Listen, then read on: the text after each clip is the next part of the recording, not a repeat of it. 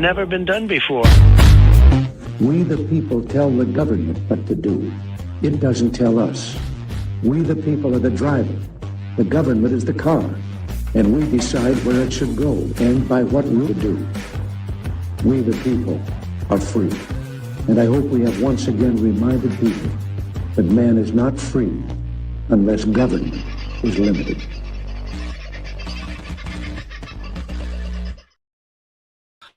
Oh, there we are. I've poked myself down the bottom again. Make myself a bit bigger. How's that to you? How are you this very fine evening, folks? Yes, I know it looks like I'm wearing the same shirt. I'm not. I actually have a couple of these.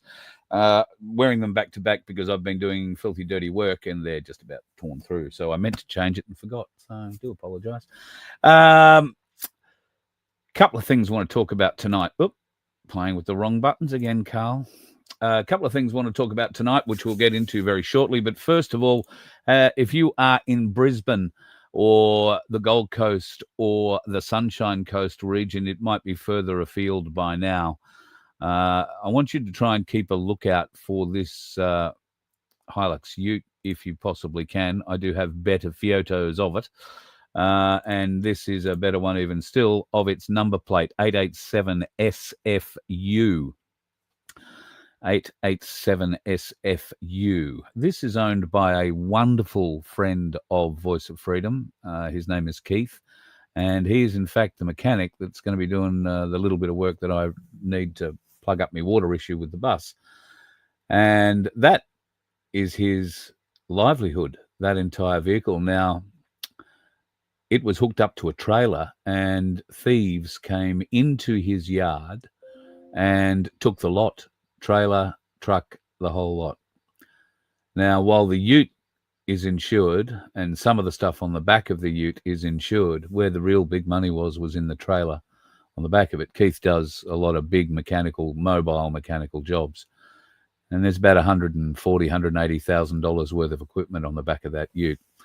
So, or on the back of the trailer and the ute. So if you do happen to see this ute driving around with this plate, 887 SFU, and it hasn't been through any tolls, so odds are, I would say it's probably still in the southern Brisbane area, probably in somebody's shed while they're trying to sell all the tools through a cash converters or something somewhere. But if you can find that ute, folks, keep an eye out. And if you do see it, don't call me, call the police. Tell them that it's been stolen out of the Logan area and you know that there is a report in for it. Keith will be more than grateful. And I mean, it's the last thing Keith needs. I mean, we're all doing it tough at the moment, but Keith has been a godsend to many people. He's helped me, but he's helped me in very minor ways compared to the way he helps so many other people. And to have this happen to him, sadly, it's likely to force his retirement because he won't be able to go and do the work that he can do. He's been left with practically no tools at all. So absolutely horrifying for that to have happened. So my heart goes out to Keith. So if you can keep an eye out for that, folks, and help him out, it would be greatly appreciated. Baz, first in the house tonight, mate. Done well. G'day, what the? Ahoy, shipmates. I haven't received your email yet. I see that there's you say that there is an itinerary. This sounds like a great idea. I think we've got about, not including me, and I haven't put Tim down yet, who I informed today. He's the guitar playing mate, I told you. That we'd have to convince to come and join us. I haven't put him down or myself. I did convince, I think, Tim's son to come with us, and he's got a girlfriend, I think, so she'd probably come. At the moment, our list is looking at about 10 or 12. Actually, a little bit larger than that, 14. If you would like to be part of it, then email me, carl@vofhq.com, and when that itinerary turns up from what the, I will share that, and we'll see whether or not we can't get as many of us on there as humanly possible and go and have a bit of a cruise together. It'd be nice to go and spend some time. It'd be nice to have a break because we won't be able to do a show while we're doing the cruise, but rest assured, we will be able to go into the cruise with cameras, and we'll film a lot while we're there and put a lot up when we get back. So yeah, I'm looking forward to that. So that itinerary will be May or June of next year, I'm guessing. And being a 4-day Brizzy cruise, they usually go north to Cairns, up around one of the islands up there, starts with W. I can't remember the name of it. You do get to make a couple of shore stops, I think, along the way, or possibly one shore stop, which might be somewhere around Hamilton Island, where you go and get to go to White Sands Beach and those sorts of places and have a bit of a look there. I've never been to, well, particularly that beach. I've never been to Hamilton Island either, for that matter. But I've driven past the airport that takes people there. Bit stupid, but yes, looking for that. And Connie is one of the people, and her other half, Alan, who have said they wouldn't mind coming on the cruise. So great to have you there, Connie. I hope that all happens. Well, I suppose I could take my Starlink, but I've got to go and set the Starlink up on the top of the ship somewhere. And my Starlink is not the mobile version. I'm not saying it won't work. I'm just saying that it's not the mobile version that people are putting on motorhomes and that kind of thing, that the one that lays flat, if you like, on the roof of a motorhome. That is designed differently so that it can receive from satellites that are going this way while the car's going that way, for instance, or that way, or whichever way the car might be going, or the vehicle that's got that in it. Now they're doing it with planes and all that sort of stuff, and I'm sure that they'll have Starlink or similar available on the boat. They'll just charge 17 different arms and legs for it. Yes, if I can take my own Starlink on, and there is a way, and there probably would be, getting up on the poop deck and doing a show live off the poop deck is probably a possibility now that I think about it. We'd have to do it in league with the cruise line and ask them for, permission to do it and all that sort of stuff, but anything is possible. So we'd love to have you aboard for that. And if you're worried about seasickness pills, there are plenty of them available, and a bracelet that you can wear, little pressure patches. I'm not sure that an X39 wouldn't help you. But as I've said in previous shows talking about this cruise idea, I haven't added Vince to the thing yet either, although we've got to convince Vince, and this is what I'm getting to. Car motion, no rocking and rolling, no weaving, no jumping, no, feeding the fish from the 14th level of the ship, or not being able to get out of bed. So there are plenty of ways to get around seasickness. So it'll be a great time to catch up with everybody and have a wonderful day. Silver today blew past $86, and didn't it? What?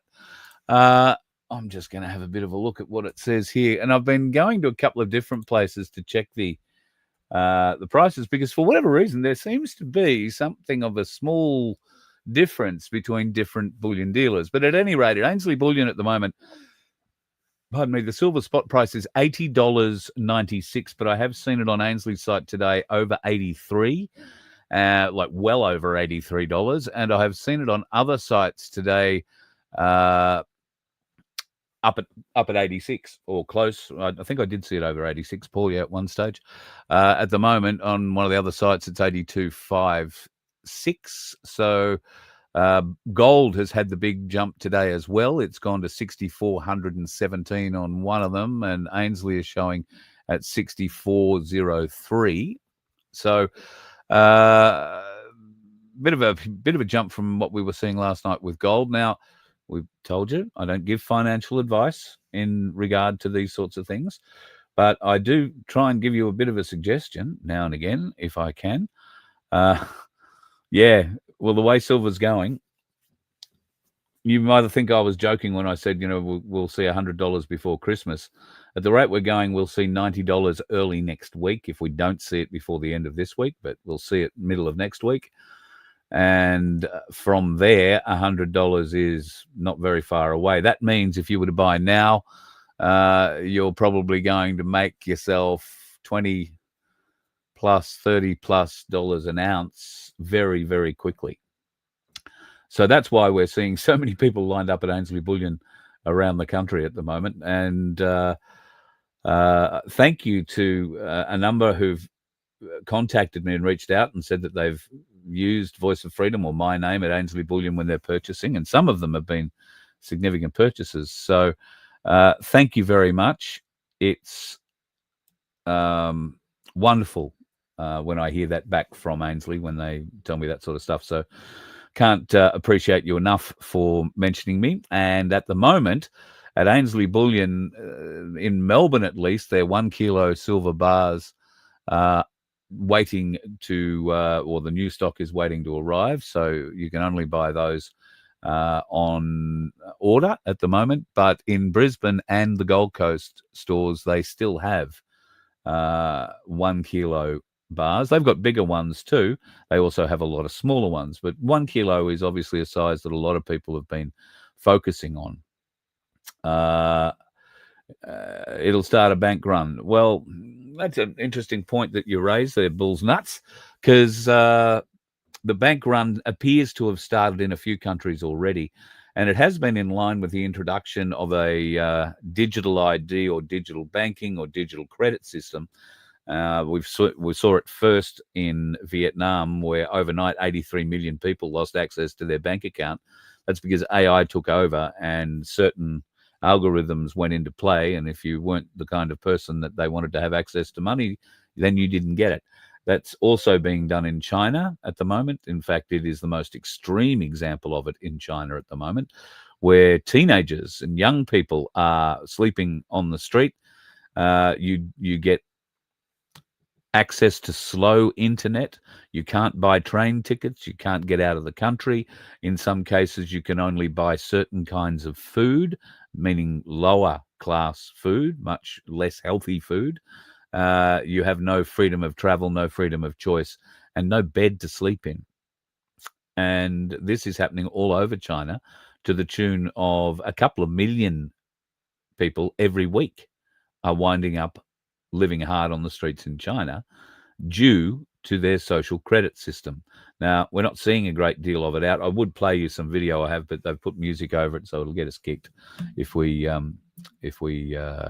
play that, or it'd get us copyrighted at least, which would be just, it's a pain in the ass I don't really need. And while the music is not offensive or anything like that, the music that they put under a lot of these things has been written by AI, and the rights to that music go to whoever put it up for the first time, and that's how a lot of these people are now going out and trying to make money out of AI-generated content, because they get paid on the music they're creating for it as well. So if you're a bit musical, there is actually quite a good thing in that. Yeah, there is a bit of bad lag tonight, isn't there? I'm just trying to see. Well, let me shut down a few things.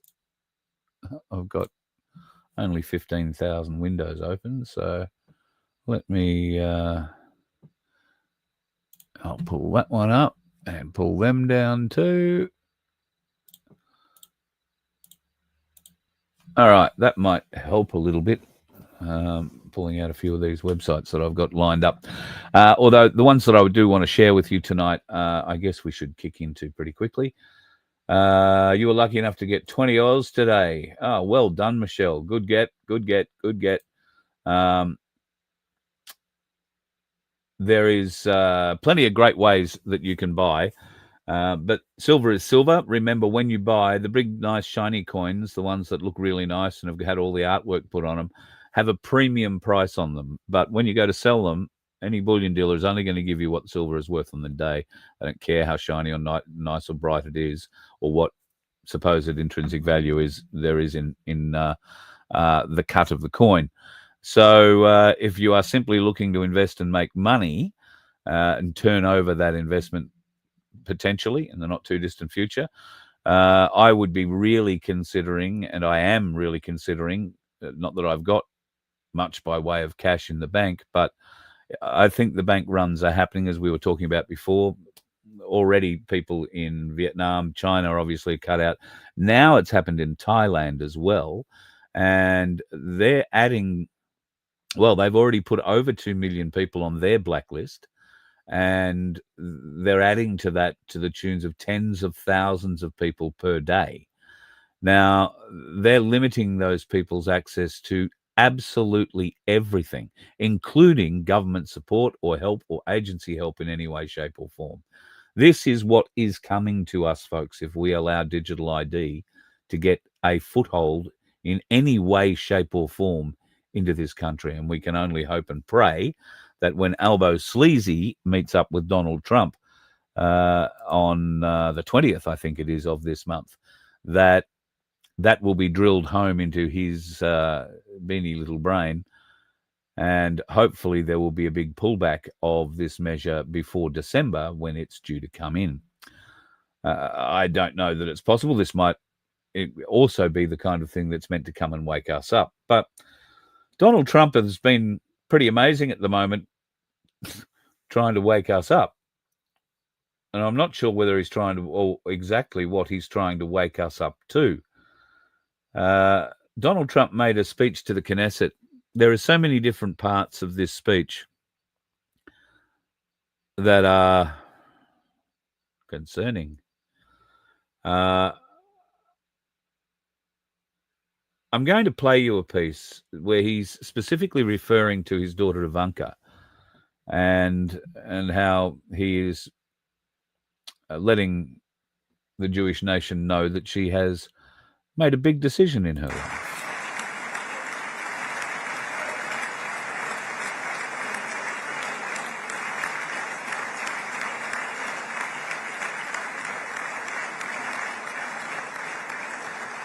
And let me also give a very special thanks to someone who truly loves Israel. In fact, loves it so much that my daughter converted. My daughter converted. I didn't know this was going to happen. And Ivanka's here.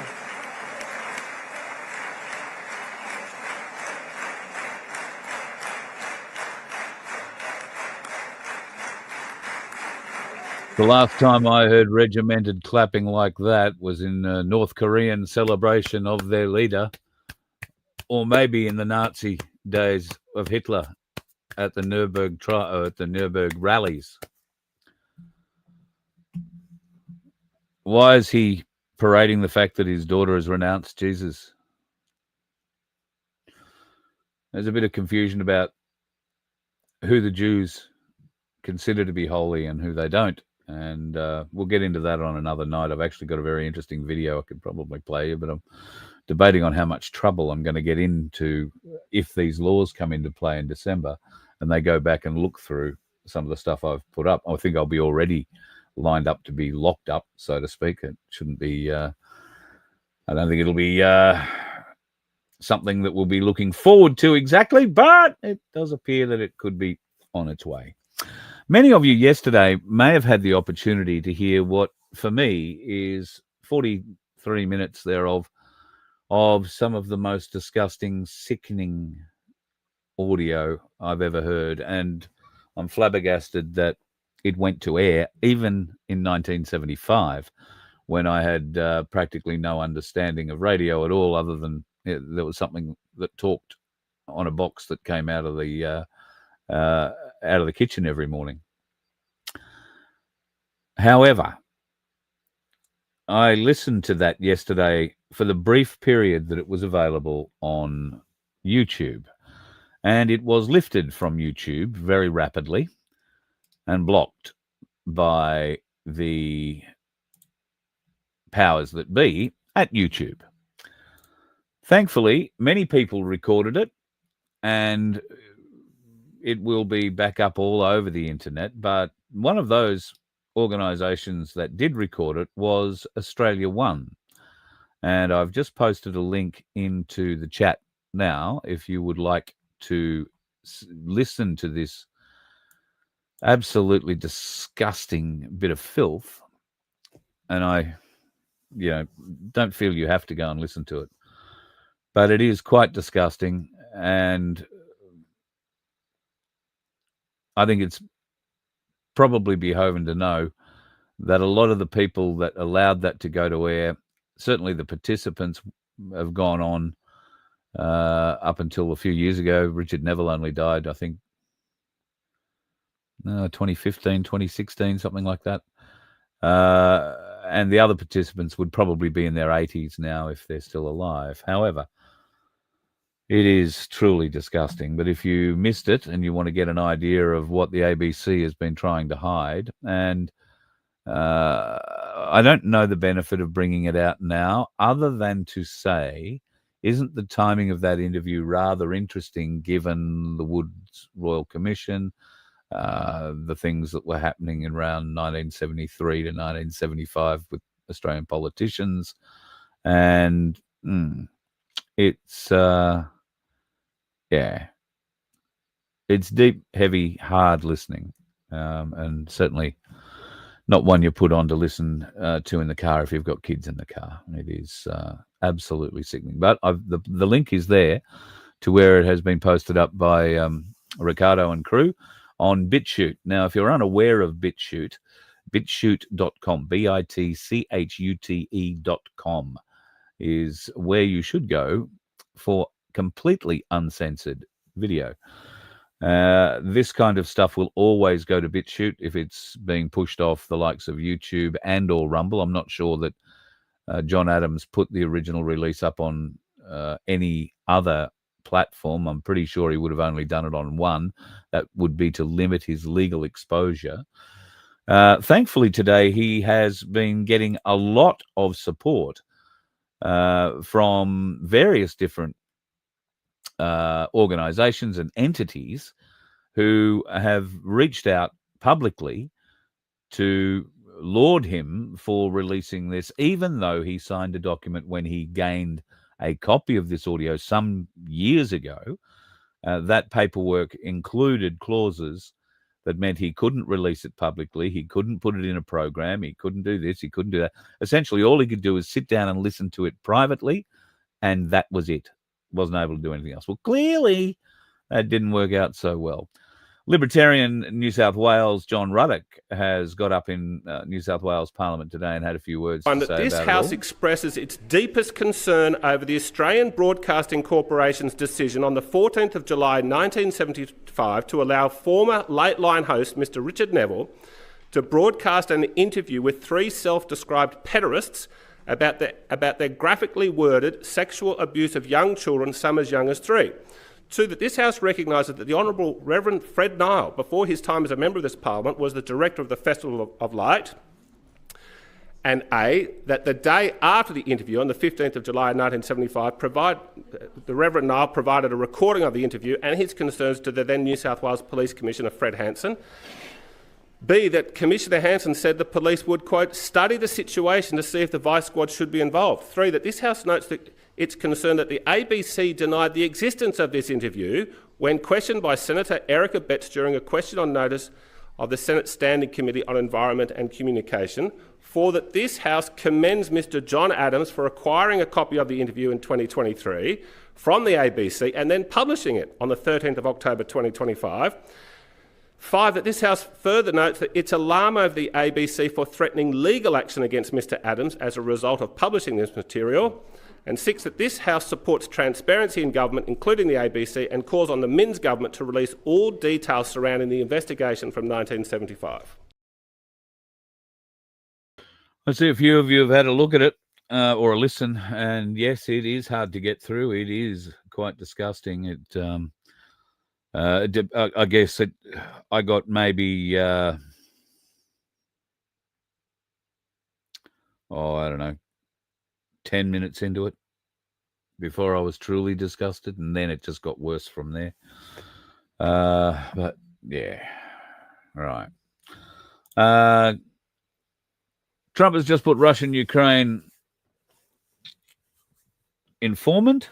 I don't know what informant now it means. Crunch, you're going to have to maybe give me another go. Beware the plus at the string of the letters. Did I copy something down I shouldn't have? And I don't know. Yes, Michelle, I understand. God, do I understand that? Yes, that's confronting. Certainly brings up all sorts of emotions.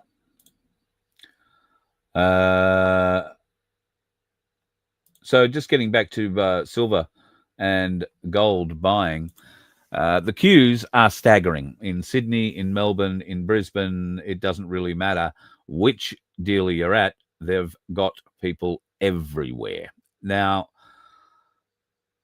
you don't have to go and stand in a queue. You don't have to wait however long it takes to get through that queue. You can simply go online to ainsleyBullion.com.au.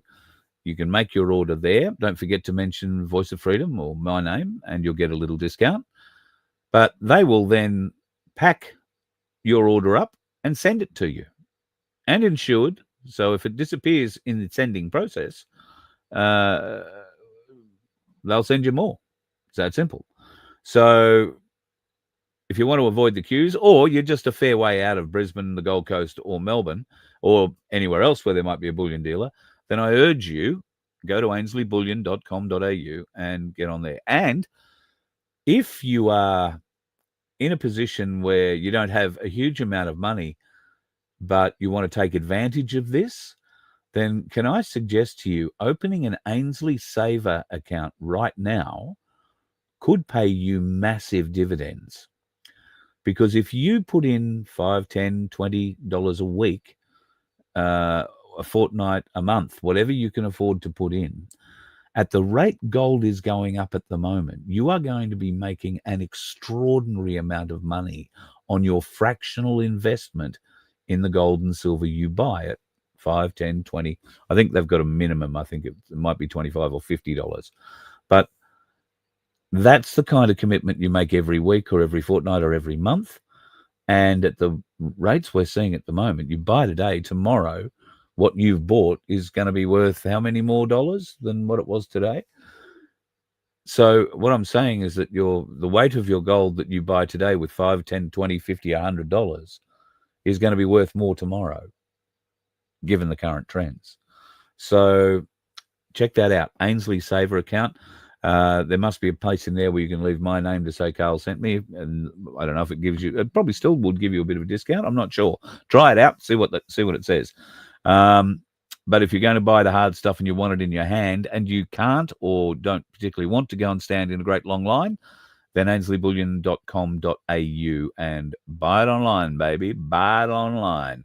Get them sending it to you, and it is pretty simple. Pardon me, the Katter Party are a bit fired up at the moment, and so they should be. The Katter Australia Party's Castle Law Petition is now the biggest in Queensland's history.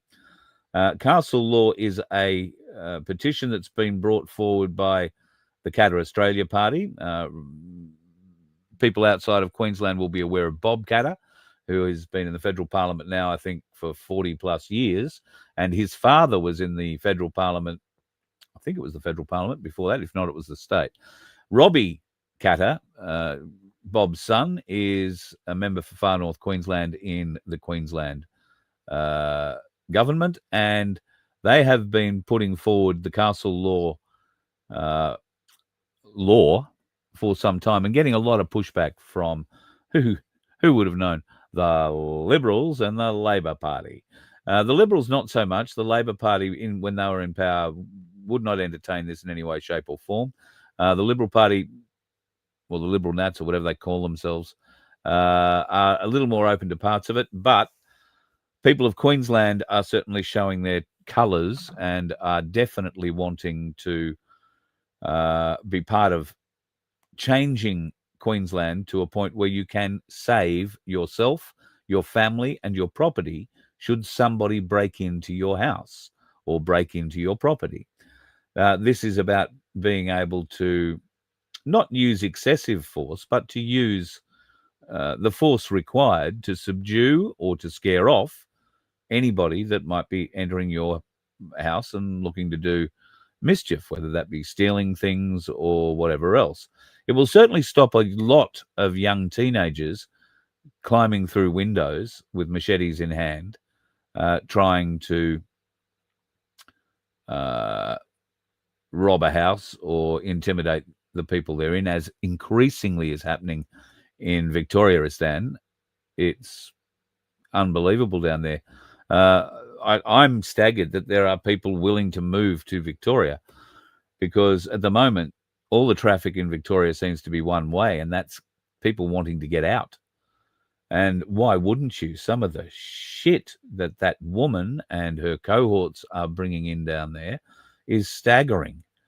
You are going to be another Beijing, Melbourne, very soon. And Victoria, you're going to be another Chinese province. It is plain to see the actions that they are taking and the laws they're turning a blind eye to, or new laws they're creating to create problems where they get to introduce a solution down the track, are staggering. You cannot allow that to go on. And this is why Castle Law in Queensland, the Castle Law in Queensland will be so effective at reducing crime in our houses and in our businesses.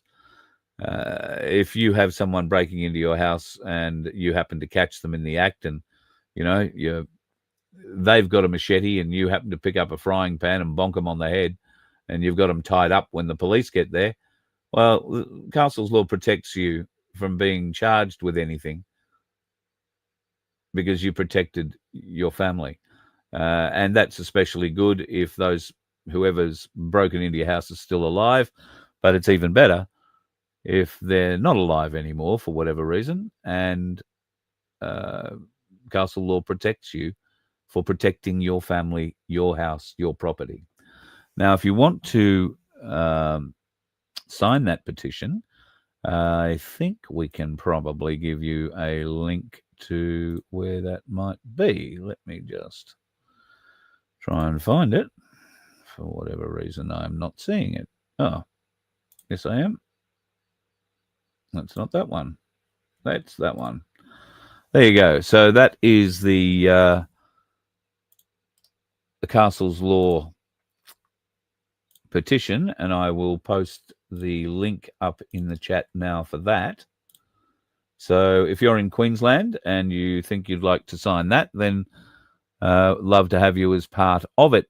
There is another petition you also might like to share and consider signing, and that is this one. This is the petition to get a review into the renaming of Fraser Island to K'Gari. Yes, I know there's a K there, but for some reason or other, the Aboriginal language makes the K silent. So K'Gari is what it is now known as. Now, Anthony Clift, who is the petitioner in this particular thing, is an historical archaeologist or a historian, Queensland historian, and has significant doubts about the lies that was told to Queenslanders at the time that Anastasia Pluckerfuck was running the state. And the reasons that she gave at the time for the naming or the renaming of Fraser Island to K'Gari, or it was K'Gari then, she didn't know the K was silent either, was for traditional reasons, and that the word meant paradise in the traditional owners' language, and yada, yada, yada, yada, yada. Turns out, all bullshit. There was also a story about who it was named after, Eliza Fraser. It wasn't her at all. Apparently, it was her husband.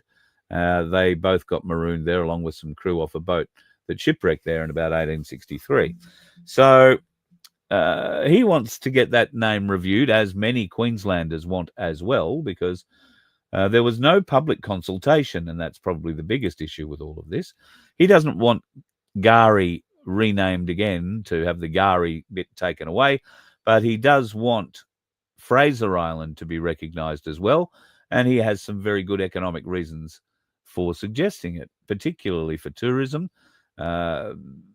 stuff that's already out in the community promoting Fraser Island, the international name recognition of Fraser Island rather than K'Gari, and associated other things that would hang off the back of that, all bear down to a huge influx of money into their local economy for people to come and visit and stay and do all those sorts of things. Well, many businesses have been suffering since the renaming of Fraser Island, and I hope that this petition will also get through. So if you would like to sign that petition, and that is the one to review the naming of Fraser Island, then I will post that up in the chat as well right now. Looking around, trying to find it.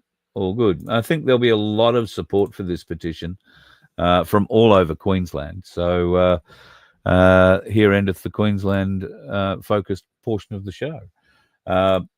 Did say it was going to be petition night for folks in Queensland, so good luck to you there with that one.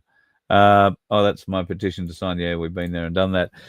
Here's a bit of fun. Albo Sleazy, along with that strange woman who's running the Liberal Party these days, the one that everybody hates, and including her own ministers and or her own cabinet, who, if any of the news that I seem to be hearing is true, she will have a very, very hard time in the lead up to Christmas, and we may well find a resignation or a spill, I think they call it. She's not going to go quietly. She wants to be the first Liberal Prime Minister. Tell her she's dreaming, in the Australian vernacular. But at any rate, Albo and her, and it turns out that Scotty Morrison, and a few other former politicians, a number of celebrities, a huge number of media people have had all of their personal details siphoned from the internet and leaked to the world. So you reckon your digital ID is going to be safe, do you? These hackers used software to sniff the internet for all of the details they could find, personal details, on these people. They must have had quite a list. And the software, very, very good, because, you know, Albo signs up to things. He puts his home address in it. He puts his mobile phone in it, or whatever it needs to be. He might put and give his mobile phone out to a few trusted tradies, or this, that, and the other. Mates he's known for years, because God knows he's been running around tradies for years. And where would they mainly store it? Where could that be stored? Oh, who knows? Could a phone be cloned? Yes, it can. So all of this stuff can get out pretty easily. Oh, I'm dropping. Oh, we're back. So I think that's Vince giving me a hint. Yes, beware. Vince is giving me a hint. He wants me to show you this, which is very good. I was getting to it, mate. Don't worry.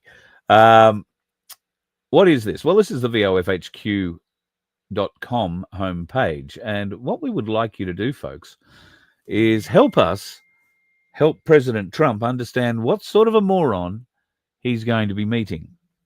Just how little respect and just how little faith the Australian people have in Anthony Albanese, and particularly our concerns for his headlong rush into digital ID and for the banning of free speech.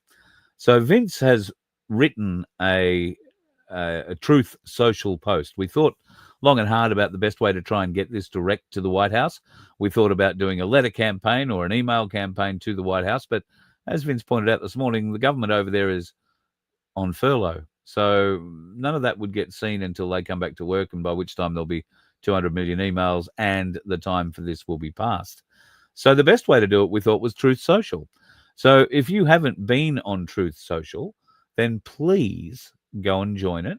And if you would like, copy and paste that message that is on our front page at vofhq.com, add your name, and send it directly as a truth to Donald J.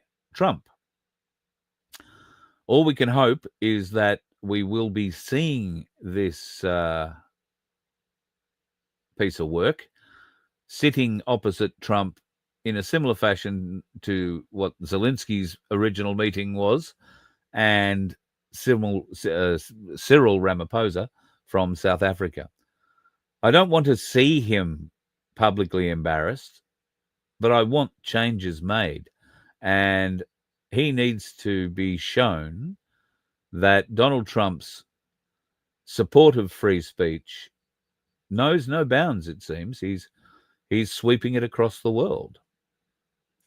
He's ending wars. I don't think he won the Nobel Peace Prize this year. And yet look what he's done with Israel and Hamas, Israel and Gaza. I don't know. Well, Vince has been busy this afternoon. He has certainly filled up the front page. So please, folks, take yourselves over to vofhq.com if you would like to retruth that little authored piece that Vince has got at the top, all well and good. And, of course, have a bit of a look at the new stuff that Vince has added on the webpage. And once you've done that, you can click on merchandise and slip over and spend $2. That's all it is, $2, and buy a lottery ticket. It could win you $750 or an ounce of silver, which is going up more and more and more every day. I kid you not. Absolutely stunning. Oh, Vincenzo, the waving wonder, pops in from nowhere. All right. What have I forgotten to mention? No, just thought I'd bring it up that the whole idea, retruth, is definitely one of the best ways to get to him. But the idea is to spread this all over the net. That's through X, through Twitter, through whatever. So what I did there was some short posts as well that you can see. Oh, yep. Right. Plus, you can attach these images. You'll notice that the blue flag's been used because that's the one that's going to be recognized by Trump. Yeah. And also you might notice that these ones just happen to be upside down for some reason. Yeah. Anyway. Yeah. So you can get all of these. You're able to download them all. There's a download option, so you can download them and save them and then repost them. Try and grab this little speech that's up here. Just copy all of that and put that in your post, or use these to put in your post, right? Point them at this side if they want, but try and spread this, share it, get it out as much as possible. Yeah, we've only got get it 7 into your days. networks, folks. Yeah, we've only got 7 days to get Trump to actually see this, because hopefully you can give him a bit of a clout around the ears, right? Well, that's what we hope, to give him some appreciation of just how strong the feeling is against this government in Australia. And we mentioned the petition, I think, in there too, don't we? The no confidence in the Albanese government petition, which currently has 160-odd thousand signatures on it, probably over that now. We need twice that, 3 times that, 100 times that. So if you want to be part of that, we'd love to have you as part of the movement to get Donald Trump as much information as possible on the fella he's going to be chatting with. Good night, Vince. And he's away. Just poof, and he's gone. I don't mean that in a bad way. Not that there's anything wrong with that. I'll shut up now. That's where we were. Here's an interesting stat that's just been released, and thank you to the noticer.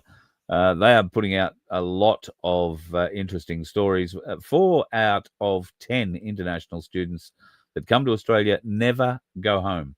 I would have thought that number would be actually significantly higher, but 4 out of 10, not so bad. But when the 4 out of 10 bring 20 family members per side of the family over, as whatever they call them, compassionate or whatever they bring them over as, or family visas, that's where we start to get so many more people coming through the door as well. The 4 out of 10 that are staying at the moment really isn't the problem.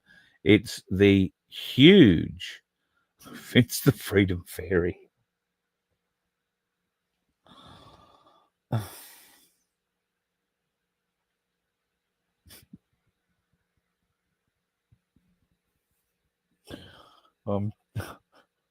Sorry.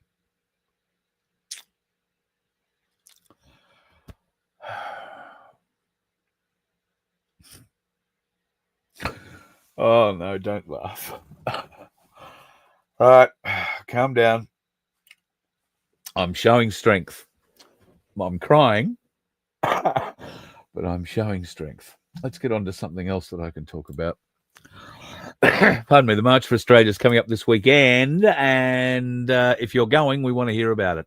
Let us know. Love to help you out if you are going to Brisbane or to Melbourne or to Sydney or to Adelaide or to Perth or to Darwin or to anywhere else one happens to be happening, and they are happening all over Australia, from Hobart to Perth, from Sydney to Canberra to Adelaide. Haven't seen the Darwin one pop up there yet, but I'm sure there is one. I did see a notice for it somewhere, and they are happening in regional centres as well.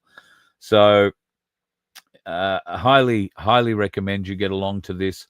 It isn't a march against immigration at all. It is a march to protect Australia from what this government seems hell-bent on doing, and that is bringing in so many people from overseas that it ruins our economy.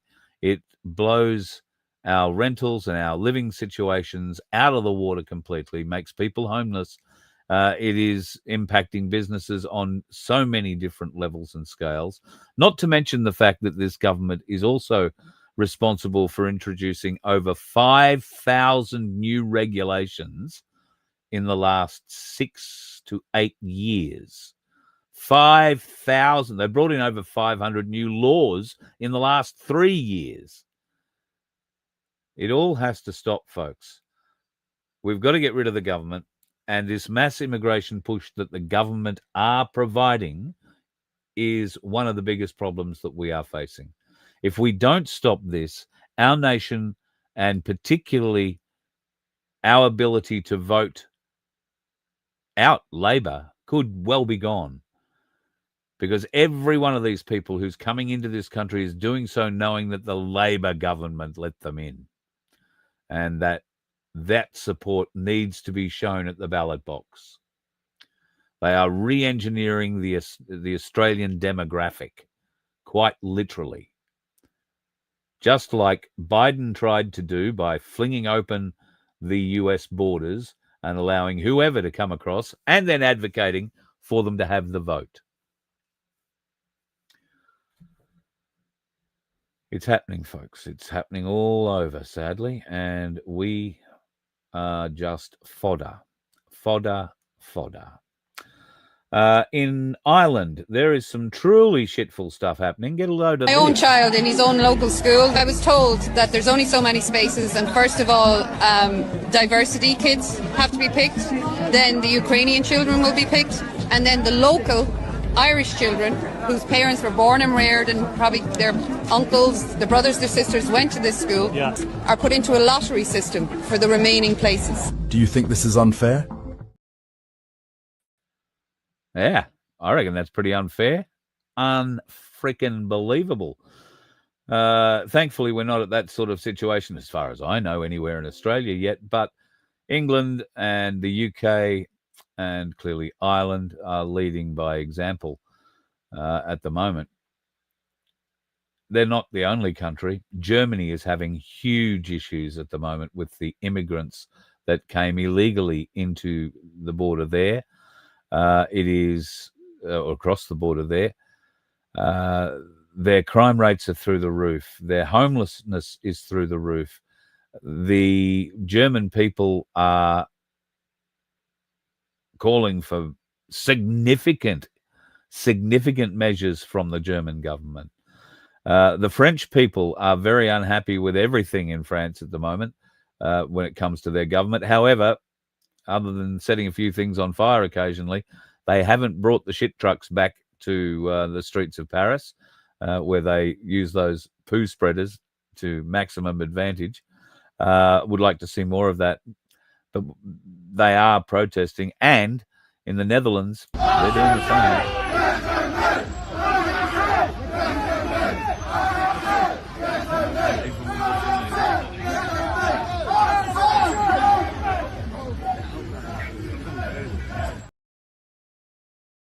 Pretty wild stuff, hey. Actually, speaking of wild stuff, let's have a bit of a look at this. Now, this is pretty weird. That's a weird thing on a pole. That pole is 200 feet high out of the ground. Now, this is a testing range in America, in one of the, I think it's in the Mojave, this one. This is a radar cross-section test range, and what they have on the end of that beam is, well, your guess is as good as theirs. From different angles, it can tilt around on the top of that beam. It could be a drone. It could be a fighter jet. It could be some sort of other new Generation 6 sort of test they're doing. The fuselage might be upside down. It might not be. This is a rather interesting process that they go through here to test the radar cross-section, meaning the stealth or stealthiness of any particular airframe. Now, this is shot with a very, very long lens from a long way away on top of a hill.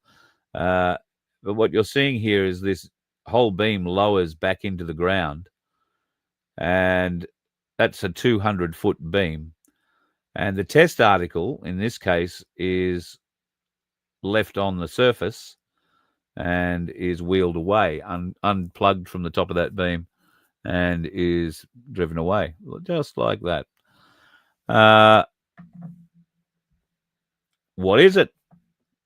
Well, next gen something for sure.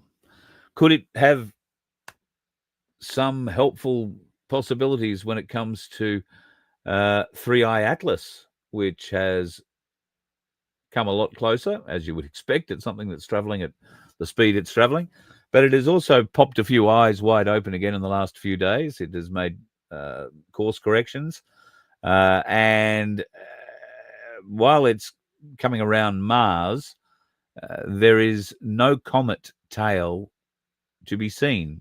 We would expect to see some sort of comet tail if it were a comet, simply because of the reflections of the sunlight coming off the ice crystals in the tail. There are no such things. There are no outgassings. Usually when a comet gets closer to a heat source like a sun, there are explosive outgassings. There is no sign of any of that. That usually contributes to the comet tail, and that's why you see lots of chunks of rock and stuff in the animated or AI versions of comet tails. But apparently they're observable like that. If I'm not going to say it.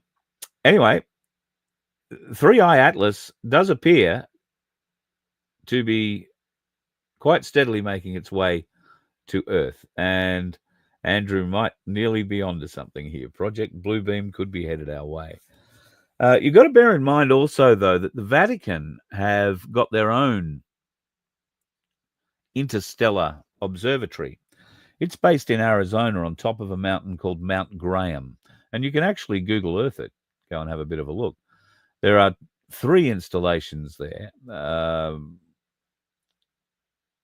One in particular is more than capable of seeing extremely long distances. Like it is the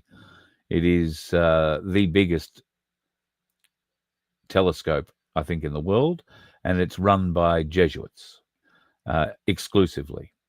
It's a Vatican-owned and run operation run by the Jesuit arm. Now, they've had that set up for many years, and they have been tracking and tracing and watching one thing from all accounts. And that one thing They've been waiting for its return. And now it seems to be tracking 3i Atlas.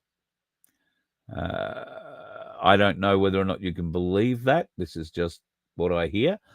But I don't personally know any Jesuit astronomers who are based there who've said, yeah, Carl, yeah, we're doing that for sure, man. But it's an interesting piece of news to come out when most of us wouldn't have known of the existence of a purely Vatican-owned observatory that's actually called the Lucifer Observatory. It's been changed a little bit and things are spelt a bit different now, but they call the well, I don't know, the mechanism that they use to view through, they call the whole thing Lucy, short for Lucifer. Isn't it nice? Well, it'll be nice if we do happen to get the aliens arriving, and I don't think they'll be too alien to us if they arrive. I think if it is something like that and they really are coming back here, then it will be whoever started us on this path, whoever created us in the beginning. And I don't know, the good Lord may travel via asteroid. Who the hell knows? I've got a very open mind to it. If they do turn out to be reptilian and not very nice, you'll be pleased to know that the American military have been doing a bit of research on weapons. U.S. Department of Defense has just announced a new type of laser cannon weapon has completed combat deployment testing. It has no muzzle, no ammunition, and no explosion. Its lethality comes from a silent beam of pure energy. This weapon is called Sentinel-X, controlled by an artificial intelligence system that can identify and lock onto targets in 0.3 seconds, then use a beam of light exceeding 10,000 degrees Celsius to instantly vaporize enemy.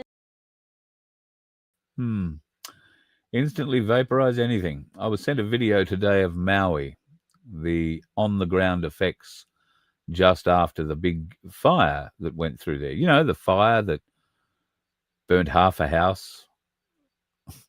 Looked like the houses have been cut in half by a beam of some kind. Well, I won't show you that because it is some distressing vision, because there are a number of bodies in the front of it. But those bodies, I can tell you, are ash. They may as well have been in a nuclear blast, and it is just simply the ash that you are seeing in the position where they were left, like Pompeii after the volcanoes. So extreme heat. The damage that they did to the fire did to vehicles is staggering, and the damage it did to the humans inside those vehicles is a level of cremation that you would not see in a crematorium, I don't think. Not without it having gone through the bone grinder afterwards. But staggering, absolutely staggering. Anyway, that vision is out there to check. I'm not sure if I posted on my Telegram channel. You could probably go and check that if you wanted to. Anyway, having known that the Americans are using some reasonable weapons, there is every chance that, given the way the laws are going in this country, that they'll be able to be farmed out to law enforcement at some stage in the not too distant future. And I have no doubt there are certain occasions where law enforcement could do with some weapons like that. For the moment, we're going to have to make do with the weapons that they currently have, but some of them don't need a weapon to pull over people who should know better, but apparently All right, don't. sir, step back over here for me. What's going on with this truck? Officer, I know, the hub's broke. I was only trying to reach the next exit, just 2 miles more. You're riding on bare axles. You're riding on bare axles. Now, that's in America, but we've had that happen here too, a lot. And I want to say, I hope that the driver who went off the road, I think it was last night or the night before, out near Camille, I hope that that driver is still okay, because some people came across that scene and found a lot of blood in the cabin, but didn't find a driver anywhere. So might have been taken by a drop bear, I guess. Half an opportunity. All right, folks, going to love you and leave you. Must have run an hour. Oh, we have. We've just run an hour on the dot. If you are heading off, make sure you are heading off to buy some bullion. Please give Ainsley Bullion a go. If you don't want to stand in a lineup because the lineup is considerable at the moment, then don't stand in a lineup. Make sure that you go to Ainsley online, ainsley.bullion.com.au, and let's have a little quick look just to see what's gone up or down in an hour. And this is sort of what it's been like all day. So Ainsley saying the spot price is $80.05. So it's dropped a fraction in the last hour, about 90 cents or so. And the other lot are saying $82.82 at the moment. So take your pick. It's still over $80, and I am suggesting that it's going to be staying that way. It's only going up. So buy some, folks. Don't forget to mention Voice of Freedom because you'll get yourself a bit of a discount. Not a huge one unless you're buying a lot, but if you are buying a lot, every little discount helps. It'll help you buy a little bit more. And be safe on the roads while you're carrying it home, folks, because, well, that'll be pretty bloody awful to get hit by a dickhead carrying all your wealth home. So be safe on the roads. We'll talk to you again tomorrow night. And God love you. Get onto those petitions and please go to our VOFHQ website and read truth, or however that works, that message that I've posted and that Vince has posted on behalf of FBN Media as well. And we'll see if we can't get Donald Trump to have a little bit of knowledge about how real Aussies feel about the fool he's going to meet in Washington on the 20th. I've got a sneaking suspicion at the moment Albo is off hiding, being trained, being rehearsed into how he's going to deal with this meeting with Trump. I don't think there's too much of a holiday about it, but I am looking forward to the shit show it's going to be. Let's hope you are too. Be safe, folks. Talk to you tomorrow. You let one ant stand up to us, then they all might stand up. Those puny little ants outnumber us 100 to 1. And if they ever figure that out, there goes our way of life. It's not about food. It's about keeping those ants in line. That's why we're going back. Does anybody else want to stay? Let's rock!